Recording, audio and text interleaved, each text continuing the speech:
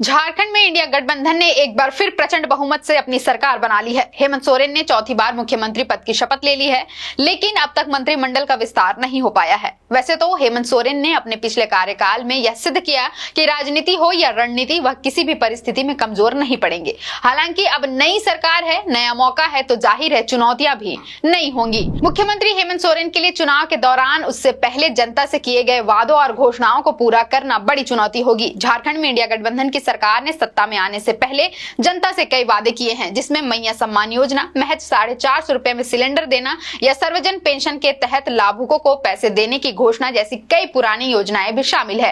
हेमंत सरकार के लिए इसे नियमित बनाए रखना चुनौतीपूर्ण साबित हो सकता है। दरअसल मैया सम्मान योजना, 450 रुपए में गैस सिलेंडर और सर्वजन पेंशन योजना के तहत बुजुर्ग, विधवा और दिव्यांग को खाते में सीधे नगद राशि भेजने में सरकार को कड़े वित्तीय प्रबंधन करने होंगे। दरअसल राज्य पहले ही राजस्व की कमी से जूझ रहा है। राज्य में शिक्षा के स्तर को सुधारना, हेमंत सरकार के लिए राज्य में शिक्षा का स्तर बढ़ाना भी चुनौतीपूर्ण होगा। राज्य में हाल के वर्षों में उच्च शिक्षा पर भले ही जोर दिया गया हो, मगर प्रारंभिक शिक्षा काफी कमजोर स्थिति में है। ऐसे में गुणवत्तापूर्ण शिक्षा प्रारंभ से ही बच्चों को मिले और कुपोषण मुक्त झारखंड रहे, इसके लिए गंभीरता से काम करना होगा। हालांकि हेमंत सोरेन के पिछले कार्यकाल में पहली बार सीएम स्कूल ऑफ एक्सीलेंस तथा आदर्श विद्यालय के माध्यम से सरकारी स्कूलों में भी निजी स्कूलों के समान गुणवत्तापूर्ण शिक्षा उपलब्ध कराने के लिए सुविधाएं बहाल करने पर पहल हुई है। लेकिन झारखंड का एक भी सरकारी कॉलेज और विश्वविद्यालय एनआईआरएफ रैंकिंग में स्थान नहीं बना पाया। Medical college, dental college, agriculture and aligned sector तथा इनोवेशन श्रेणी में झारखंड का कोई भी संस्थान रैंकिंग में नहीं आ सका।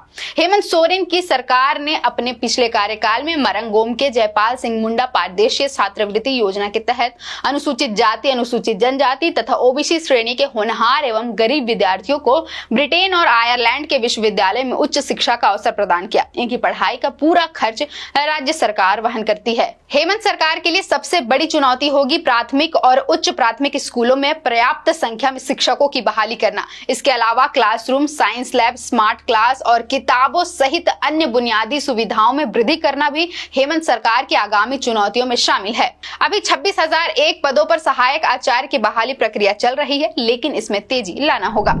योजनाओं के वितरण के लिए फाइनेंस मैनेजमेंट, हेमंत सरकार के लिए सबसे पहली और महत्वपूर्ण चुनौती वित्तीय प्रबंधन है, जिसे पूरा करने के लिए सरकार को गंभीरता से प्रयास करना होगा। पिछले दिनों संचालित योजनाओं के कारण राज्य सरकार के खजाने पर हजारों करोड़ के वित्तीय भार को पाटने के लिए राजस्व संग्रह बढ़ाना होगा। हालांकि सीएम हेमंत सोरेन ने पहली कैबिनेट बैठक के बाद ही राजस्व संग्रह कैसे बढ़ाया जाए इसके बारे में बात की है। सीएम हेमंत सोरेन ने केंद्र सरकार के पास झारखंड का बकाया 1,36,000 करोड़ रुपए की वसूली के लिए विधिक कार्रवाई शुरू किए जाने का निर्देश दिया है। इसके साथ ही झारखंड राज्य की आय में बढ़ोतरी के लिए नए स्रोत, खनन क्षेत्र में लागू पुराने करों में वृद्धि और न्यायिक मामलों में लंबित वसूली में तेजी लाने के लिए वित्त विभाग में एक विशेष कोषांग का गठन करने का भी निर्णय हेमंत सरकार ने लिया है। पॉलिसी को जमीनी स्तर पर उतारना, हेमंत सोरेन सरकार के लिए पेशा सहित कई पॉलिसी को जमीन पर उतारना बेहद ही चुनौतीपूर्ण होगा। राज्य में पेशा कानून कागज पर है, जिसे अमल में लाने के लिए मांग लगातार होती रही है। इसी तरह स्थानीयता का मुद्दा विवादों में रहा है, जिसे अमल में लाना कठिन चुनौती है। ओबीसी आरक्षण का दायरा बढ़ाने को लेकर पिछली बार किए गए प्रयास कामयाब नहीं होने के बाद एक बार फिर पुनर्विचार कर इसे नियम संगत बनाना कठिन चुनौती होगी। पिछले हेमंत सरकार में पेशा कानून के बारे में हाईकोर्ट को बताया गया था कि पेशा एक्ट की नियमावली का ड्राफ्ट तैयार कर लिया गया है, विभिन्न विभागों में उसे रिव्यू के लिए भेजा गया है, जल्द ही इसे तैयार कर लिया जाएगा।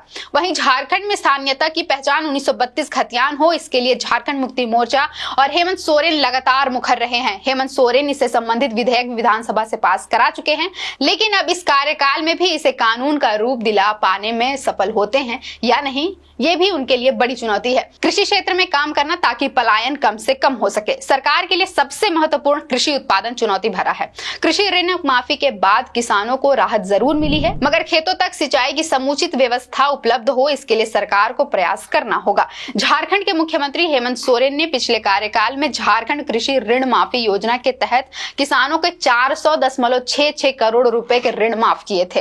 हेमंत सरकार ने ग्रामीण क्षेत्रों में पानी की व्यवस्था को दूर करने के लिए मनरेगा से बिरसा सिंचाई कूप संवर्धन मिशन योजना शुरुआत की है। इस योजना के अंतर्गत 1 लाख कूप निर्माण का लक्ष्य रखा गया है, जिसमें से अभी तक सिर्फ 55 कुओं का निर्माण ही कराया जा सका है। वहीं बिरसा हरित ग्राम योजना झारखंड सरकार की एक योजना है जिसके तहत वन रोपण व सतत विकास के जरिए ग्रामीण इलाकों में रोजगार बढ़ाया जाता है। इस योजना को कोविड-19 महामारी के दौरान, लॉकडाउन के दौरान शुरू किया गया था। सरकार दावा करती है कि इस योजना के तहत गांव में फलदार पौधे लगाए गए हैं और मजदूरों को घर पर ही रोजगार मिला है। Hindi news portal ETV Jharkhand को दिए गए इंटरव्यू में सामाजिक कार्यकर्ता बलराम ने इन मुद्दों पर प्रकाश डाला है और साथ ही यह भी बताया है कि हेमंत सरकार के कामकाज के साथ साथ एक चुनौती गठबंधन में समन्वय बनाकर रखना भी है। हालांकि पिछली सरकार की तुलना में इस बार गठबंधन के अंदर झामुमो के सीटों की संख्या अधिक है। इसके बावजूद प्रदेश स्तर पर इंडिया गठबंधन के मुखिया होने के नाते हेमंत सोरेन को बड़ी जिम्मेदारी होगी अपने सहयोगी दलों के साथ समन्वय बनाकर रखना। फिलहाल के लिए इतना ही। मेरा नाम है अवंतिका और आप देख रहे थे द फोर्थ पिलर।